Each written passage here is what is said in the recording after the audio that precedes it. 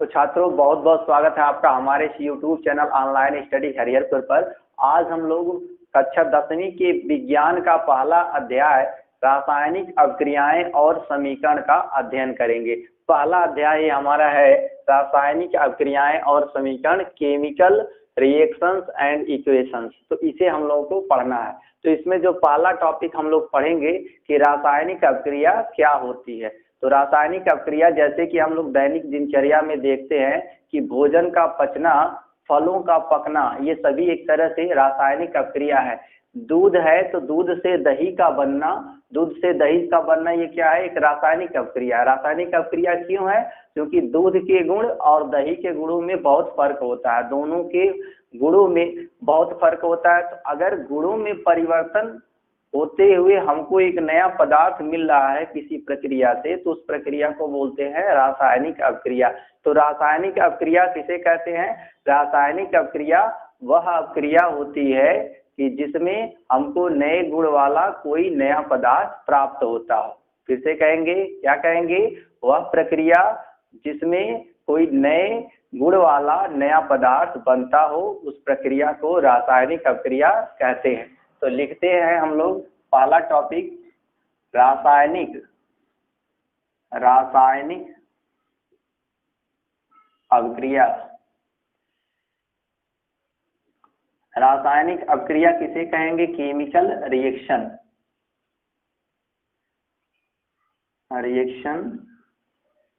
Chemical reaction है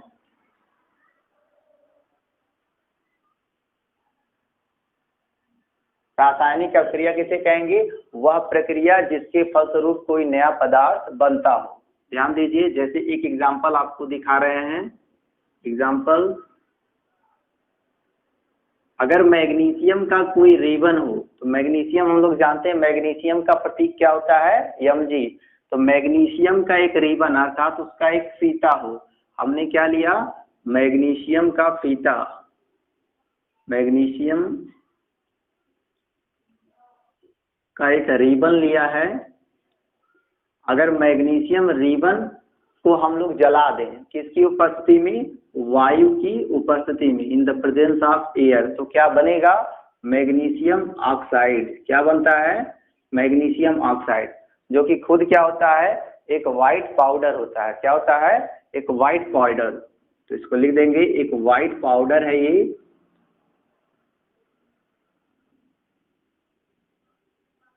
तो इसका मतलब कि एक पदार्थ को हम वायु की उपस्थिति में गर्म कर रहे हैं और क्या प्राप्त कर रहे हैं? कोई नया पदार्थ। और इस नए पदार्थ का गुण ये प्रारंभिक दोनों पदार्थों से डिफरेंट है। तो ऐसे में इस प्रोसेस को क्या कहेंगे? ये प्रोसेस हमारा कहलाएगा रासायनिक अभिक्रिया। तो रासायनिक अभिक्रिया किसे कहेंगे? वह प्रक्रिया जिसके फलस्वरूप कोई नया पदार्थ नए गुण वाला प्राप्त होता हो, अर्थात नए गुण का कोई नया पदार्थ जिस प्रक्रिया से मिले, तो वह प्रक्रिया हमारी क्या कहलाएगी? रासायनिक अभिक्रिया। रासायनिक अभिक्रिया के अन्य उदाहरण देखिए, अन्य उदाहरण आप समझिए। अन्य उदाहरण जैसे भोजन का पचना, हमारे शरीर में भोजन का डाइजेशन होता है, तो भोजन का पचना ये हमारा क्या हो जाएगा? रासायनिक अभिक्रिया। श्वसन, मनुष्य श्वसन करता है, अर्थात बाहर से ऑक्सीजन को अंदर और अंदर से कार्बन डाइऑक्साइड को बाहर करता है। तो ये प्रक्रिया क्या कहलाती है? Breathing process. ब्रीदिंग प्रोसेस ये भी क्या है? एक तरह से केमिकल रिएक्शन। तो ये कहेंगे श्वसन भी हमारा क्या हो जाएगा? श्वसन भी एक प्रकार से रासायनिक अभिक्रिया का उदाहरण है। उसी तरह से तीसरा एक हम एग्जाम्पल बताएं कि फलों का पकना। हम लोग देखते हैं एक छोटा सा आम धीरे धीरे पक करके एक बड़ा सा आम तैयार हो जाता है, और कहीं ना कहीं अगर ध्यान दिया जाए तो उस छोटे वाले और उस बड़े वाले आम के गुणों में बहुत सा फर्क होगा। ये छोटा वाला आम कैसा होगा? ये बहुत खट्टा होगा, और जो बड़ा आम होगा उसमें मिठास आ जाएगा। तो फलों का पकना, तो ये भी हमारा कहलाएगा रासायनिक अभिक्रिया। चौथा एग्जाम्पल देखते हैं, और दूध से दही का बनना। तो दूध से दही का बनना,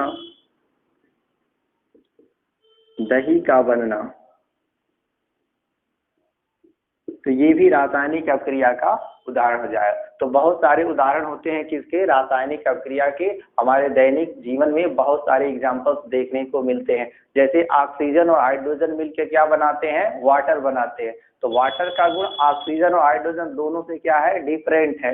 तो इस तरह से वाटर का बनना, वाटर का फॉर्मेशन, वो भी क्या हो जाएगा, एक रासायनिक अभिक्रिया। तो रासायनिक अभिक्रिया किसे कहेंगे, वह प्रक्रिया जिसमें नए गुण वाला कोई नया पदार्थ प्राप्त होता हो, तो उसी प्रक्रिया को रासायनिक अभिक्रिया कहते हैं। हम लोग क्या पढ़ेंगे, रासायनिक अभिक्रिया के भाग। आखिर रासायनिक अभिक्रिया में कौन सी दो चीजें पाई जाती, तो किसी भी रासायनिक अभिक्रिया में दो मुख्य चीजें होती हैं। पहला अभिकारक। अभिकारक क्या होता है, अभिकारक को बोलते हैं रिएक्टेंट। अभिकारक, तो अभिकारक को बोलते हैं क्या, रिएक्टेंट। रिएक्टेंट्स बोलते हैं। और इसको समझिए, दूसरा जो इसका भाग है वो है उत्पाद। उत्पाद को क्या बोलते हैं, प्रोडक्ट। समझिए, उत्पाद क्या है, किसी भी रासायनिक अभिक्रिया में भाग लेने वाले पदार्थों को, मतलब वे मटेरियल जो भाग लेते हैं किसी रासायनिक अभिक्रिया में, उन्हीं पदार्थों को हम क्या बोलते हैं, अभिकारक। उदाहरण के लिए जो अभिक्रिया हमने कराया है कि मैग्नीशियम रिबन को हमने जलाया है किसकी उपस्थिति में, वायु की उपस्थिति में हमने इस चीज को क्या किया, यहाँ पर हीट कर दिया है। अर्थात हमने इसको टेम्परेचर अवेलेबल कराया, जिससे क्या बना था, व्हाइट पाउडर किसका, मैग्नीशियम ऑक्साइड का बना था। तो ये जो प्रोसेस था, इस प्रोसेस में हमने दो चीजें लिया था, क्या क्या, एक मैग्नीशियम रिबन, दूसरा ऑक्सीजन। तो ये दोनों हमारे क्या हो जाएंगे, अभिकारक। तो अभिकारक वे पदार्थ हैं जो किसी रासायनिक अभिक्रिया में प्रारंभ में लिए गए होते हैं, जिनकी सहायता से रासायनिक अभिक्रिया कराई जाती। तो अभिकारक की परिभाषा क्या होगी कि रासायनिक अभिक्रिया में भाग लेने वाले पदार्थ अभिकारक कहलाते हैं, और रासायनिक अभिक्रिया के फलस्वरूप बनने वाला नया पदार्थ क्या कहलाता है, उत्पाद। जैसे MgO बना है, ये उत्पाद हमारा है ना, तो इसकी परिभाषा क्या हो जाएगी, रासायनिक अभिक्रिया के फलस्वरूप बनने वाला नया पदार्थ क्या कहलाता है, उत्पाद। तो ये उत्पाद की परिभाषा हो गई, और ये किसकी परिभाषा हो गई, अभिकारक की। तो अभिकारक किसे कहते हैं, रासायनिक अभिक्रिया में भाग लेने वाले पदार्थों को अभिकारक कहते हैं। उपरोक्त अभिक्रिया में अभिकारक कौन हो जाएगा, बोलिए, मैग्नीशियम हो जाएगा, और कौन हो जाएगा, ऑक्सीजन। तो ये अभिकारक हो जाएगा। और उत्पाद की तरह कौन काम कर रहा है, MgO, मैग्नीशियम ऑक्साइड। तो ये हम लोग समझ चुके हैं। अब हम लोग ये समझते हैं कि किसी रासायनिक अभिक्रिया की पहचान किस प्रकार से करें। जैसे हमारे दैनिक जीवन में बहुत सारे रिएक्शंस होते रहते हैं, तो वो रिएक्शन क्या केमिकल रिएक्शन है या फिजिकल रिएक्शन है, इस चीजों में, इन चीजों में हम लोग डिफरेंस कैसे करें। जैसे दो तरह के चेंजेस हमारे नेचर में होते हैं, एक होता है फिजिकल चेंज होता है, फिजिकल चेंज, फिजिकल चेंज को बोलते हैं भौतिक परिवर्तन। फिजिकल चेंजिंग या फिजिकल चेंज बोले तो इसको बोलते हैं भौतिक परिवर्तन। भौतिक परिवर्तन। और दूसरा होता है केमिकल चेंज। समझिए, दूसरा क्या होता है, केमिकल चेंज होता है। हमारे नेचर में दो ही तरह का चेंजिंग आता है, एक आता है फिजिकल चेंज आता है, और दूसरा क्या आता है, केमिकल चेंज। तो केमिकल चेंज को बोलते हैं क्या, रासायनिक परिवर्तन। रासायनिक परिवर्तन। भौतिक परिवर्तन किसे कहेंगे, तो वे परिवर्तन जिसमें पदार्थ एक अवस्था से दूसरी अवस्था में चला जाता है, परंतु कोई नया पदार्थ नहीं बनता। जैसे समझिए, जैसे जल है, तो जल को हमने क्या किया, हीट कर दिया। तो जल को जब हम हीट करेंगे, हीट करने का मतलब पानी को जब हम गर्म कर देंगे तो किसे बदल जाएगा, वाष्प में बदल जाएगा। हम लोग जानते हैं कि जल को हीट करने पर वाष्प में बदल जाता है, और वाष्प को जब ठंडा करेंगे, अर्थात इसे कूल किया जाएगा, ठंडा किया जाएगा, तो आफ्टर कूलिंग ये किस में बदल जाएगा, जल में। इसको बोलते हैं संघनन की प्रक्रिया, जिसमें वाष्प किस में बदल जाता है, जल में। तो ये संघनन की प्रक्रिया है। और ये वाष्पन की क्रिया है कि जिसमें हमने क्या किया, हीट दिया, किसको, जल को। तो जल को हीट देने के बाद वो किस में बदल गया, वाष्प में बदल गया। तो इन दोनों प्रक्रिया में समझिए जल का जो सूत्र होता है, जल का सूत्र H2O, वाष्प अवस्था में जाएगा तो भी इसका सूत्र क्या रह जाएगा, H2O, अर्थात मॉलिक्यूलर फार्मूला में कोई चेंज नहीं आ रहा, इसके सूत्र में कोई परिवर्तन नहीं हो रहा, इसके गुणों में भी कोई परिवर्तन नहीं, केवल हुआ क्या, अवस्था परिवर्तित हो गई। जल जो पहले किस अवस्था में था, तरल की अवस्था में, अर्थात द्रव की अवस्था में था, लिक्विड फेज में था, जो कि वाष्प में बदल गया, अर्थात किस में चला गया, गैसियस स्टेट में चला गया। वे परिवर्तन जिनके फलस्वरूप कोई नया पदार्थ न बनता हो तो उन्हें भौतिक परिवर्तन कहते हैं। रासायनिक परिवर्तन क्या है, वे परिवर्तन जिनके फलस्वरूप कोई नया पदार्थ बनता हो। जैसे ये देखिए मैग्नीशियम रिबन को ऑक्सीजन की उपस्थिति में जलाने पर क्या बना, व्हाइट पाउडर बना मैग्नीशियम ऑक्साइड का, जो कि ये क्या है, न्यू सब्सटेंस। तो हम लोग पढ़ेंगे रासायनिक अभिक्रिया के लक्षण। तो टॉपिक बनाते हैं रासायनिक अभिक्रिया के लक्षण, कैरेक्टरिस्टिक्स ऑफ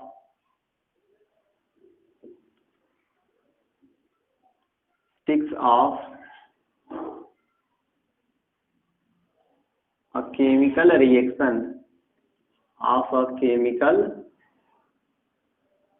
reaction। किसी भी रासायनिक अभिक्रिया को हम किस प्रकार पहचानेंगे, उसके क्या लक्षण होते हैं, तो इस टॉपिक का हम लोग अध्ययन करेंगे, इस टॉपिक की पढ़ाई हम लोग करने जा रहे हैं। तो किसी रासायनिक अभिक्रिया के क्या क्या लक्षण हो सकते हैं, तो मेन लक्षण होते हैं पांच मेन लक्षणों से पहचान हम लोग कर सकते हैं कि कोई रासायनिक अभिक्रिया ये है या नहीं है। कोई भी अभिक्रिया हमारे सामने हो रही है तो भौतिक प्रक्रिया है कि रासायनिक प्रक्रिया है, ये हम लोग किस प्रकार से बता पाएंगे, तो उसके लिए हम लोग 5 इसके चिन्ह देखते हैं कि क्या क्या चीजें होनी चाहिए। तो रासायनिक अभिक्रिया के पहचानने के 5 लक्षण होते हैं। तो 5 लक्षणों में पहला लक्षण क्या होता है कि उत्पाद के रूप में किसी गैस का बनना। अगर कोई गैस बन रही है एज अ प्रोडक्ट के रूप में तो हम कहेंगे ये एक रासायनिक अभिक्रिया है।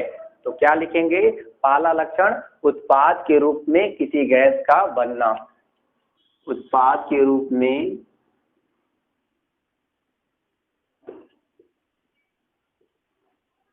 किसी गैस का बनना।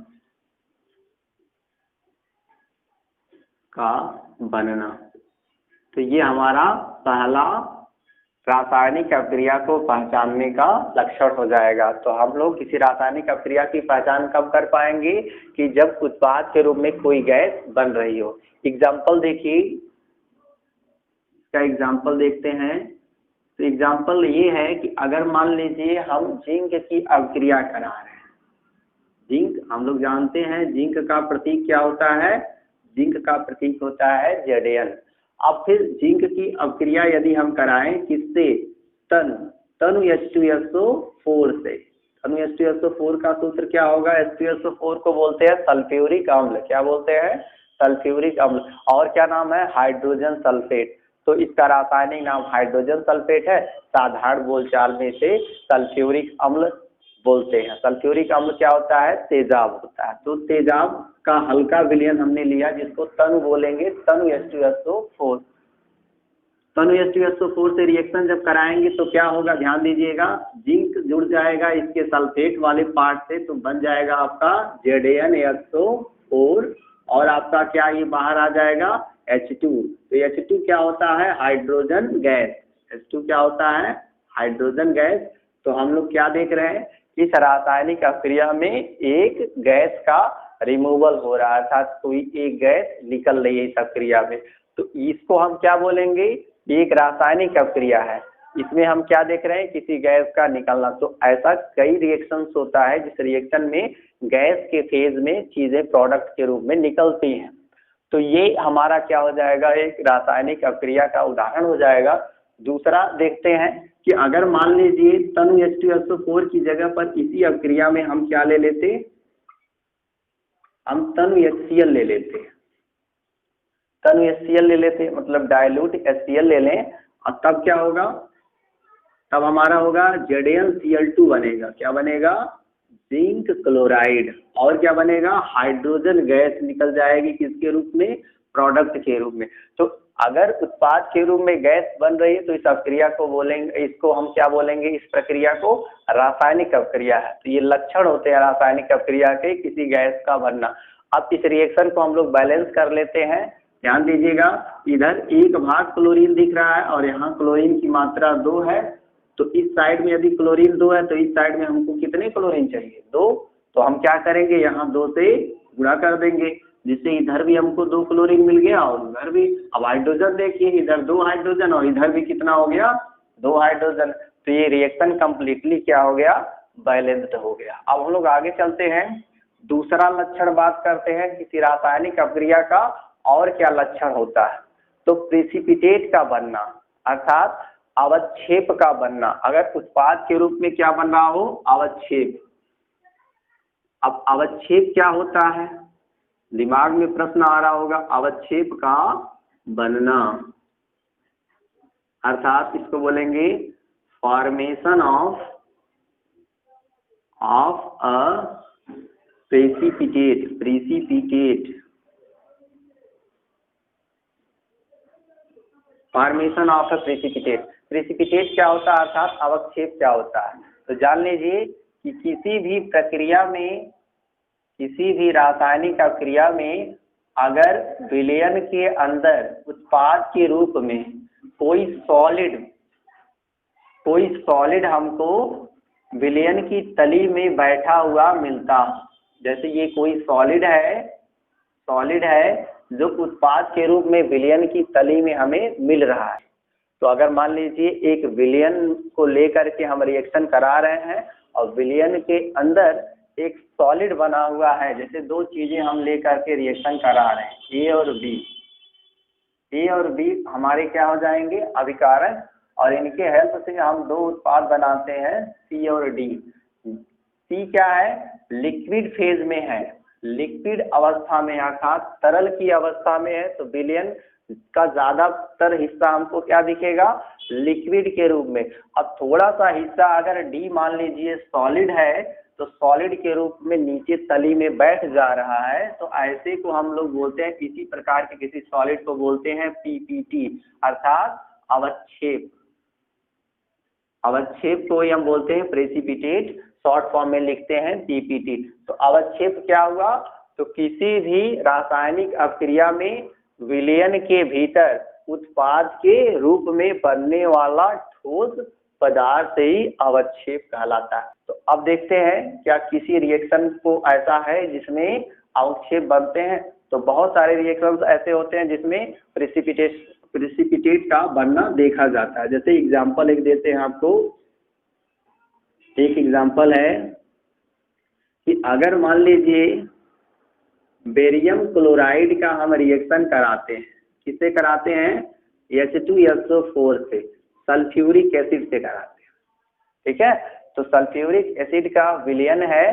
सल्फ्यूरिक एसिड के विलयन में हमने क्या किया? ये एक सल्फ्यूरिक एसिड का विलयन मान लीजिए, ये सल्फ्यूरिक एसिड का विलयन था, तो पूरा सल्फ्यूरिक एसिड था और इसमें हमने क्या डाल दिया? बाहर से ले आकर के BaCl2, इसको बोलते हैं बेरियम क्लोराइड। तो इसका नाम नीचे आप लिख लेंगे, बेरियम क्लोराइड। तो बेरियम क्लोराइड का रिएक्शन किससे करा रहे हैं? H2SO4 से। तो हम लोग क्या देखते हैं कि प्रेसिपिटेट के रूप में, अर्थात अवक्षेप के रूप में हमको क्या मिलता है? BaSO4। ये कैसा होता है? व्हाइट प्रेसिपिटेट होता है, सफेद अवक्षेप होता है। ये चीज हम लोग समझेंगे। व्हाइट प्रेसिपिटेट के रूप में हमको बेरियम सल्फेट मिलता है। तो इस रिएक्शन को हम लोग बैलेंस करेंगे, BaSO4 हो जाएगा, BaSO4 और प्लस ध्यान दीजिए यहाँ 2 हाइड्रोजन और 2 क्लोरीन। तो हाइड्रोजन क्लोरीन कंबाइन होते हैं तो बनता है HCl, हाइड्रोक्लोरिक अम्ल। क्या बनेगा? 2 भाग यहाँ पर दिख रहा है, तो 2 भाग क्या बन जाएगा? HCl। तो हाइड्रोक्लोरिक एसिड बन गया और ये हमारा क्या बन गया? प्रेसिपिटेट बन गया। और ये प्रेसिपिटेट किस कलर का है? व्हाइट कलर का है। लिख देंगे कि हमारा व्हाइट प्रिसिपिटेट है, अर्थात सफेद अवक्षेप है किस चीज का, बेरियम सल्फेट का। तीसरा हम लोग कैसे समझेंगे, चेंज इन कलर, अगर कलर में चेंजिंग आ रही है, अभिकारकों को लेने से जो उत्पाद बन रहा है उसके कलर में चेंजिंग आ रही, चेंज इन कलर, यहाँ लिखेंगे रंग में परिवर्तन, रंग में परिवर्तन, परिवर्तन कहेंगे चेंज इन कलर।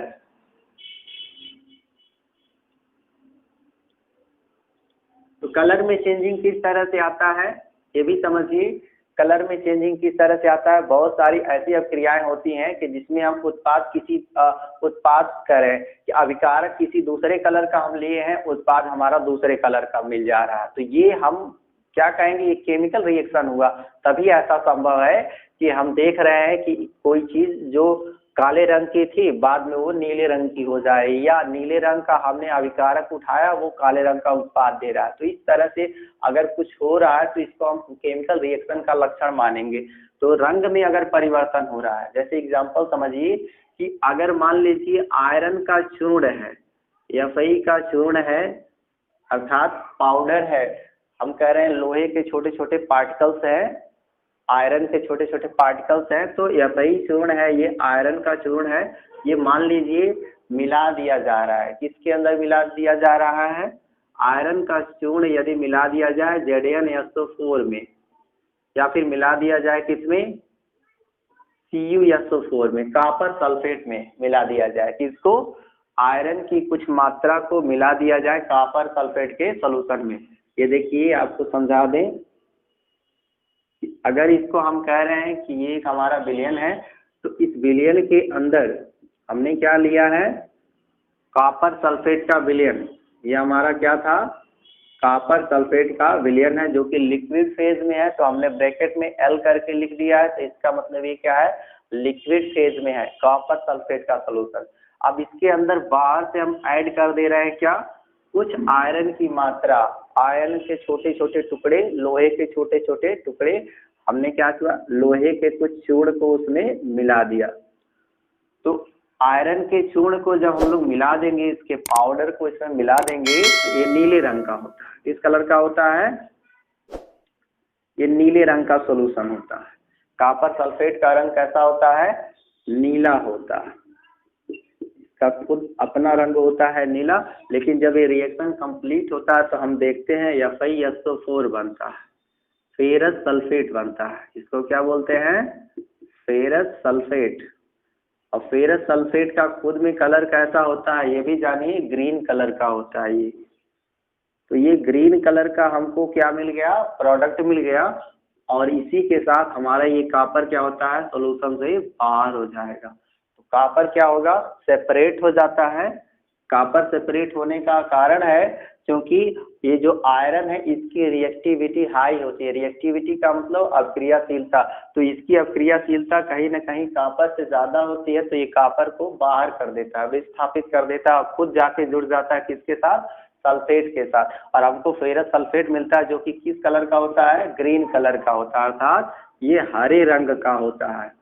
तो हरे रंग का हमको उत्पाद मिल रहा है कौन, फेरस सल्फेट। तो इस प्रक्रिया में क्या हुआ है, हमने अभिकारक को नीले रंग का रखा है लेकिन उत्पाद हमको हरे रंग का मिल रहा है, तो ऐसी प्रक्रिया को भी हम क्या बोलेंगे, ये रासायनिक अभिक्रिया है। तो रासायनिक अभिक्रिया का ये तीसरा लक्षण हो जाएगा। तो 3 लक्षण कौन कौन हो गए, पहला लक्षण क्या था हमने बताया, इवोल्यूशन ऑफ अ गैस, अर्थात किसी गैस का निकलना, किसके रूप में, उत्पाद के रूप में। यदि कोई गैस निकल रही, जैसे यहाँ हाइड्रोजन गैस दोनों रिएक्शंस में निकल रहे थे, तो इनको हम रासायनिक अभिक्रिया बोलेंगे, पहचान हो जाएगी इससे।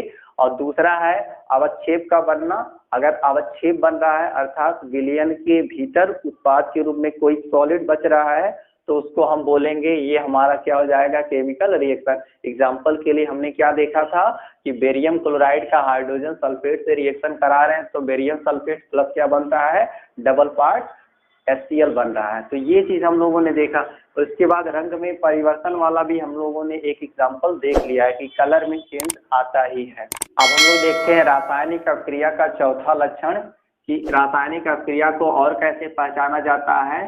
तो कभी कभी क्या होता है, ताप में परिवर्तन होने लगता है। ताप में परिवर्तन अर्थात क्या होने लगता है, चेंज होने लगता है टेम्परेचर में। तो लिखेंगे चेंज इन टेम्परेचर। अगर चेंज इन टेम्परेचर ऐसा कुछ हो रहा है तो हम कहेंगे वो भी हमारा क्या हो रहा है, एक रासायनिक अभिक्रिया। तो रासायनिक अभिक्रिया का एक उदाहरण देखते हैं जिसमें ताप में परिवर्तन होता है। तो मार्केट में हम लोग क्या देखते हैं, चूना मिलता है। चूना कैसा होता है, चूने का सूत्र CaO होता है। चूने का सूत्र क्या होता है, CaO। उसको बोलते हैं calcium oxide. Calcium oxide, calcium oxide. ये चूना पत्थर की तरह होता है।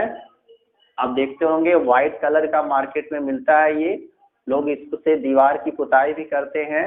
तो कैल्शियम ऑक्साइड, इसको कली चूना बोलते हैं। कली चूना भी कहा जाता है। अगर इस चूने को हम क्या करें, जल के अंदर मिला दें, अर्थात जल के साथ इसकी अभिक्रिया करा दें। समझिए किस तरह से कि अगर मान लीजिए एक हमने ये बाल्टी लिया, एक बाल्टी हमने लिया, हम नहीं बना पा रहे अच्छे से तो कोई दिक्कत नहीं, ये बाल्टी हमने बना दिया है।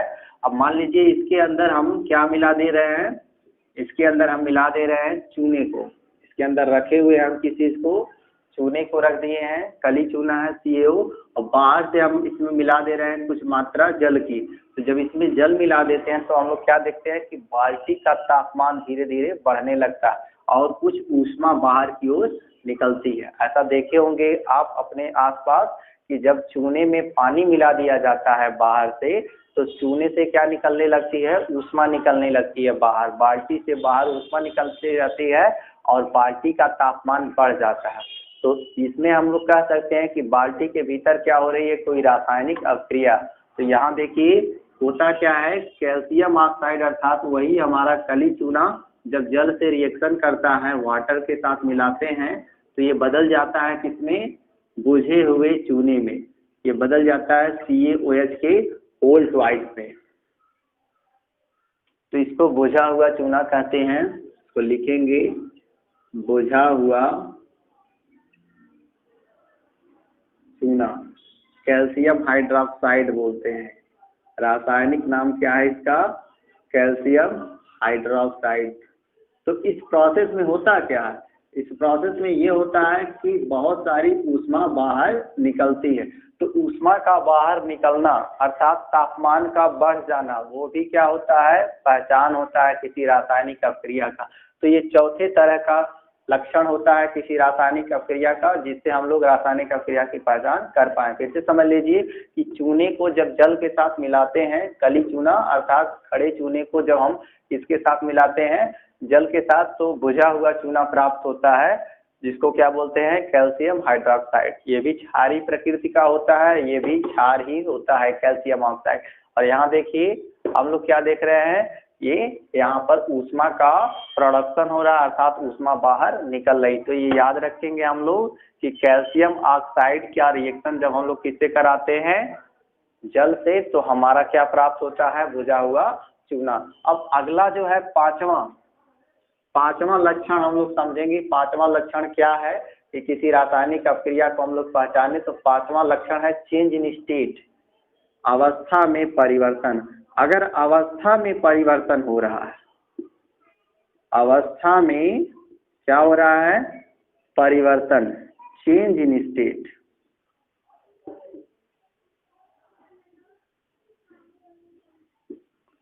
तो इसको भी हम लोग कहेंगे कि ये एक रासायनिक अभिक्रिया ही हो रही है। अवस्था में परिवर्तन हो जाने का मतलब समझिए कि जैसे हमने क्या लिया, हाइड्रोजन। तो हाइड्रोजन क्या होता है, गैसियस अवस्था में, हम लोग जानते हैं हाइड्रोजन गैस अवस्था में पाया जाता है। इसी तरह से हाइड्रोजन के साथ अगर हम ऑक्सीजन ले रहे हैं, ऑक्सीजन भी किसमें पाया जाता है, गैसियस अवस्था में, हम लोग जानते हैं। तो अगर हाइड्रोजन का रिएक्शन ऑक्सीजन से कराते हैं अर्थात हाइड्रोजन गैस को जलाया जाए किसकी उपस्थिति में, ऑक्सीजन की उपस्थिति में, तो हम लोग जानते हैं हाइड्रोजन ऑक्सीजन मिल करके निश्चित अनुपात में जब ये रिएक्शन करते हैं तो जल बनता है। हाइड्रोजन और ऑक्सीजन मिलकर क्या बनाते हैं, जल। और जल का सूत्र होता है H2O। अब H2O जो जल बनता है ये लिक्विड स्टेट में होता है, द्रव की अवस्था में, जबकि हाइड्रोजन खुद क्या है, गैस, और ऑक्सीजन भी क्या थे, गैस। तो ये दोनों गैसियस अवस्था में थी और हम लोग प्रोडक्ट जो पा रहे हैं वो किस अवस्था में है, लिक्विड अवस्था में। तो अगर अवस्था बदल गई, गैस अवस्था से हम लोग किस में चले गए, लिक्विड अवस्था में, तो ये अवस्था में परिवर्तन हो गया और एक नया पदार्थ भी बन गया है। तो ये भी लक्षण है किसका, रासायनिक अभिक्रिया का। तो ये जल बन गया। रिएक्शन को, जो रिएक्शन दिया है इसको हम लोग बैलेंस भी कर सकते हैं। कैसे करेंगे बैलेंस, समझिए। यहाँ ऑक्सीजन का अमाउंट हमको 2 दिख रहा है, यहाँ ऑक्सीजन का अमाउंट 1 है, ऑक्सीजन का 1 परमाणु, और यहाँ पर ऑक्सीजन के परमाणु कितने हैं, 2। तो हम लोग क्या चाहेंगे कि लेफ्ट साइड में यदि ऑक्सीजन के 2 परमाणु हैं तो राइट साइड में भी ऑक्सीजन के कितने परमाणु हों, 2। तो हम क्या करेंगे, इस ऑक्सीजन में यहाँ 2 से गुणा कर देंगे, उससे क्या होगा, ये ऑक्सीजन 2 भाग हो जाएगा। कभी भी 2 यहाँ नहीं लिखेंगे, यहाँ लिखने पर जान लीजिए कि अणु की संरचना बदल जाएगी। आपने अणु सूत्र को ही बदल दिया तो वो गलत तरीका है। आप 2 से गुणा करना होगा, या केमिकल रिएक्शन को बैलेंस करते समय अंकों का गुणा किधर करते हैं, सामने से, नीचे नहीं करते हैं, याद रखिएगा। तो बैलेंस हम लोग करते हैं, ऑक्सीजन कितना था इधर 2 और उधर भी अब हो गया 2। हाइड्रोजन की मात्रा देखिए 2 दूनी 4 और इधर कितना है 2। तो 2 से अगर 2 का फिर गुणा कर दें तो कितना हो जाएगा, 2 दूनी 4। तो हाइड्रोजन 4 हो गया, इधर भी कितना हो गया 4। हाइड्रोजन भी बैलेंस है और ऑक्सीजन की मात्रा भी बैलेंस हो गई। और ये अवस्था में क्या हो रहा है, परिवर्तन। तो ये भी रासायनिक अभिक्रिया का पहचान करा देगा। इस तरह से हम लोग रासायनिक अभिक्रिया को पहचान सकते हैं। तो रासायनिक अभिक्रिया के लक्षण समाप्त हुए। अब अगले लेक्चर में हम लोग पढ़ेंगे रासायनिक अभिक्रिया के प्रकार, अर्थात कितने प्रकार की रासायनिक अभिक्रिया होती है। आशा करते हैं आपको लेक्चर समझ में आया होगा। चैनल को सब्सक्राइब कीजिए, लाइक कीजिए, वीडियोज को शेयर करते रहिए।